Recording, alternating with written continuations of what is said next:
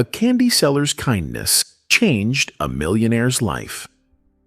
Juan stood by a streetlight, watching cars rush by on one of Monterrey's busiest avenues. The scorching sun made sweat trickle down his face. The small box of candies hanging around his neck swayed with every step as he approached passing cars, hoping to sell enough to buy his mother's medicine. As he waited for the light to turn red, he looked up at the sky and whispered, "Mom, I promise I'll make it. Just a little more patience." The light changed and Juan hurried toward the cars. "Candies, just 5 pesos. Help a kid out," he repeated mechanically, tapping gently on windows. Most ignored him. Some shook their heads. But finally, a woman rolled down her window and handed him a coin. "Thank you, ma'am. May God bless you," Juan said, with a tired smile. The woman studied him with sympathy. "How old are you?" 12, ma'am." She sighed, clearly pitying his situation, but said nothing more before driving away. Juan pocketed the coin and returned to the sidewalk. As traffic roared past him, he decided it was time to go home. Walking through narrow, dusty streets lined with modest homes, Juan arrived at his tiny house. He opened the door carefully, letting in only a sliver of light. "Mom, I'm back," he called softly, not wanting to disturb her rest. "Juanito, you're home," his mother's weak voice responded, filled with warmth. "I sold some candies today, but not enough. I'll sell more tomorrow," he assured her, sitting by her bedside. She stroked his face gently. "You're so brave, my boy. Your father would be proud." "Let's not think about that now, Mom," Juan interrupted, his voice determined. "We need to focus on getting you better." She smiled weakly. "You're right. I'll try to rest." Juan went to the small kitchen, preparing the little food they had. As he stirred the pot, he couldn't stop thinking about how to earn more money. Medicine was getting more expensive, and time was running out. Despite his efforts, selling candies wasn't enough. He needed a real solution. A cough from the other room pulled him from his thoughts. Rushing to his mother's side, he saw her wave him off weakly. "Rest, Mom. I'll take care of everything," he said, though deep inside, he knew he was running out of options. Later that night, after helping her eat, Juan lay beside her on their small bed. They didn't need words. Their bond was strong, forged through hardship. As sleep overtook him, he whispered, "Tomorrow will be better, Mom. I promise." And with that, he drifted off, clinging to the hope that something, anything, would change. Meanwhile, across the city, Enrique, one of Monterrey's wealthiest men, sat in his lavish office, distracted by thoughts of his 8-year-old daughter, Isabel. Surrounded by luxury, he felt an emptiness he couldn't quite understand. "Sir, your driver is waiting," his assistant reminded him. As he adjusted his tie and grabbed his documents, he asked, "Did Isabel go to school?" "Yes, sir. The nanny took her. She was asking about you." Enrique hesitated, guilt creeping in. "Tell her I'll be home for dinner." His assistant simply nodded, used to promises he rarely kept.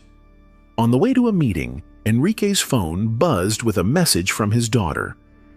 "Daddy, today we play together. I miss you." He stared at the screen, his heart heavy. "Yes, Isabel, today we will definitely play," he replied, slipping the phone into his pocket. But deep down, he wondered if he could keep his promise this time.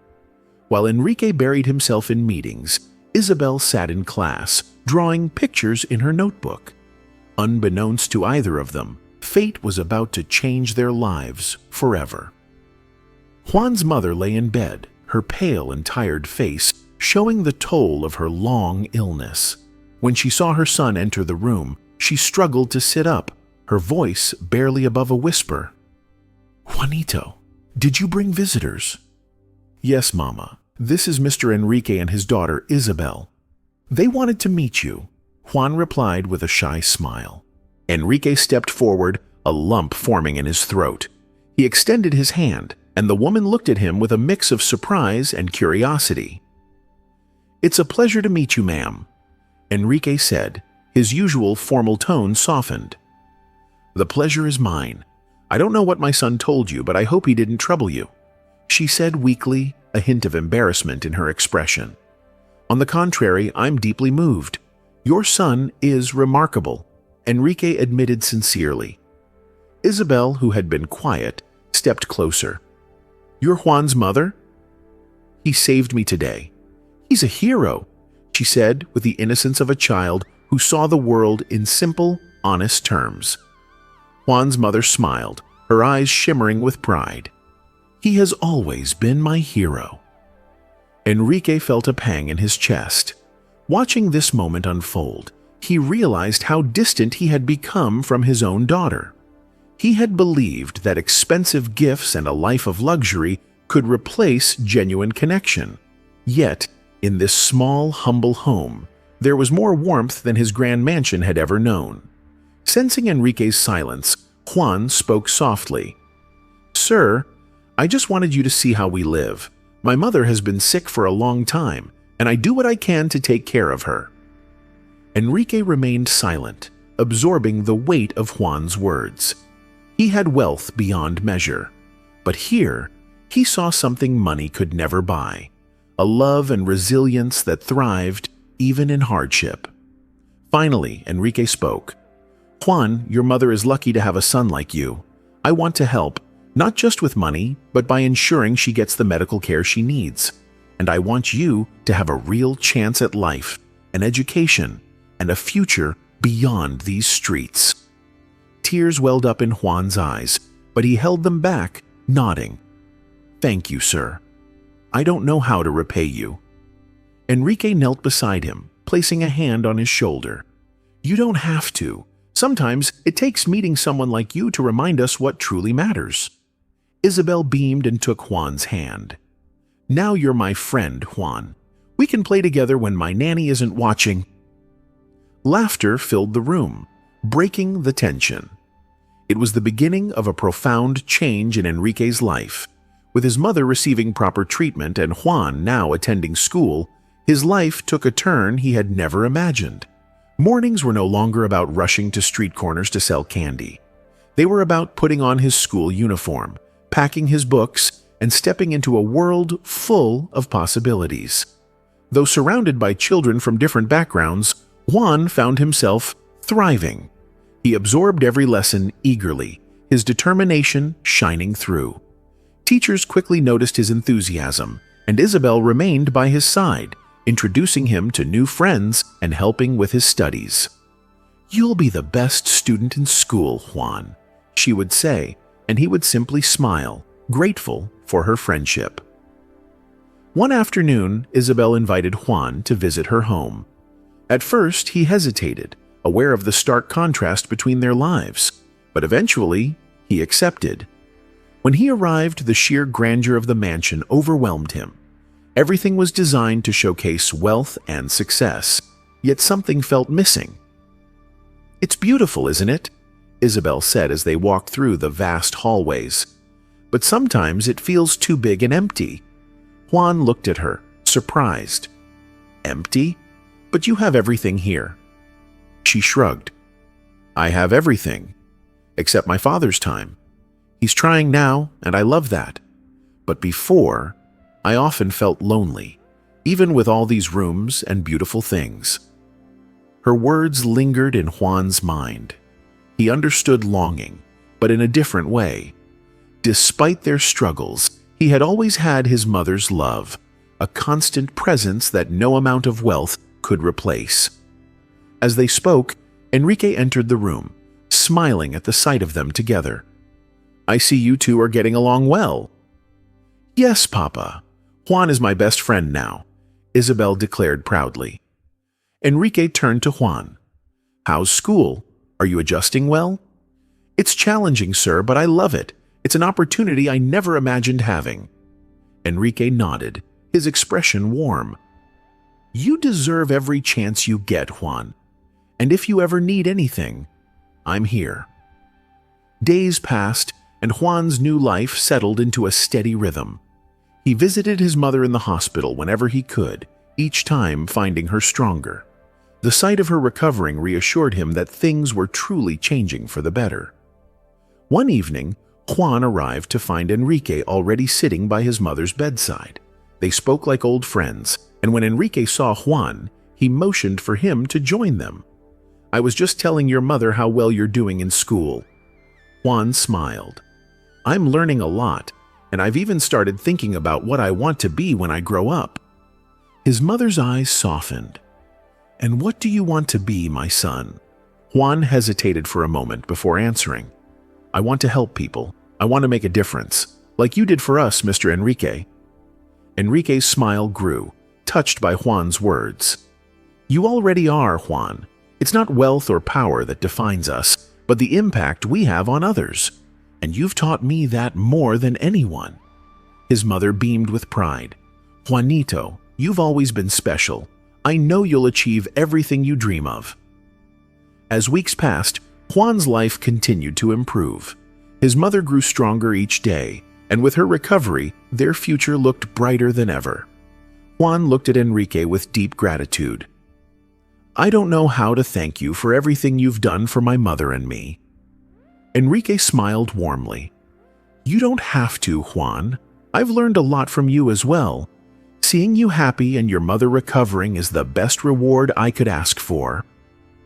As the sun set, casting a golden glow over the sky, they returned home, where Juan's mother had prepared dinner. The meal was simple, yet filled with meaning.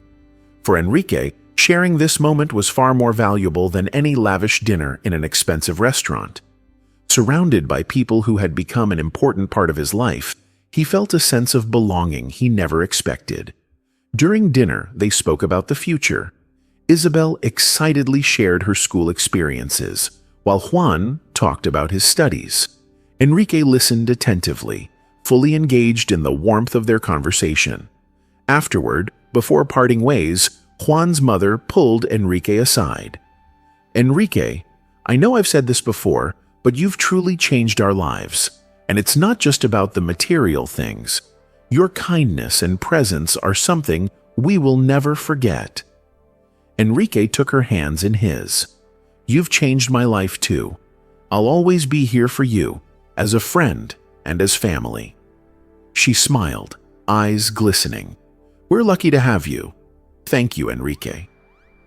As Enrique and Isabel returned home, it didn't feel like they were just going back to a house. It felt like they were returning to something more, something filled with love and understanding. Lying in bed that night, Enrique reflected on how much his life had changed since Juan entered it. He closed his eyes with a peaceful smile, knowing that no matter what the future held, he was on the right path. The days passed, settling into a natural and comfortable routine. Juan continued excelling in school, growing more confident. Isabel, always by his side, encouraged him at every step, their bond deepening into an unbreakable friendship. Enrique, too, found himself more immersed in a life that now included not just business, but precious moments with his daughter and Juan's family. One afternoon, Isabel had an idea. "Juan, what if we show my dad that park you used to go to, the one you always talked about?" Juan hesitated. "It's nothing fancy like the parks you know, but it has an old swing I used to love." Excited, Isabel ran to her father. "Dad, can we go to Juan's park? He says it has the best swing ever." Enrique, seeing her enthusiasm, chuckled. "Of course, let's go." As they drove through Juan's old neighborhood, the contrast was stark. Simple streets, modest houses. It was a different world from what Enrique and Isabel were used to. When they arrived, Juan smiled, relieved to see the park unchanged. The trees still offered shade, and his favorite swing, though rusted, was still there. "This is it, Isabel," Juan said, pointing at the swing. "My favorite place to think." Isabel ran to it, swaying gently. "It's amazing. We have fancy swings at home, but this one feels special." Enrique, watching them, placed a hand on Juan's shoulder. "Thank you for bringing us here, Juan." Sometimes the simplest places hold the greatest meaning. Juan nodded. This place reminds me of who I am and where I come from. No matter how much my life changes, it's good to stay connected to that. Enrique smiled. Never forget where you came from, Juan. It will always guide you. Isabel called out to her father. Dad, push me on the swing. Laughing, Enrique walked over, giving her a gentle push. Her laughter filled the air, pure and joyful. Juan watched, feeling a deep sense of belonging. He didn't know how fate had brought them together, but with Enrique and Isabel, his life felt complete in a way he had never imagined. After spending time in the park, they walked through Juan's old neighborhood. He pointed out places from his past, sharing stories of struggles and small victories. For Enrique, it was an eye-opening experience. Each story was a testament to Juan's resilience and strength. As the sun set, painting the sky in hues of orange and pink, they returned home. Isabel, exhausted but happy, hugged her father. Today was one of the best days ever. Thanks for coming with us. Enrique kissed her forehead. The pleasure was all mine, Isabel. Every day with you is special. Juan, standing beside them, felt overwhelmed with gratitude. I never imagined my life would change like this, and it's not just about material things. It's about having you both in my life. Juan's mother, waiting for them with a warm smile, immediately noticed the happiness on their faces. Looks like you all had quite an adventure. Juan hugged her. Yes, Mom, it was wonderful. That night, as Enrique lay in bed, he reflected on the day, the visit to the park, hearing Juan's stories, and seeing Isabel's joy had given him a newfound appreciation for life's simple moments. He realized that true happiness came from genuine connections, not wealth or success. And he was determined to hold on to this lesson moving forward. Gazing out at the starry sky, Enrique knew there was still much to do, both in his personal life and in business. But now he had something he never had before, a deep understanding of what truly mattered. With that thought in mind, he closed his eyes, ready to embrace whatever the next day would bring. For him, for Isabel, for Juan, and for the family they had become.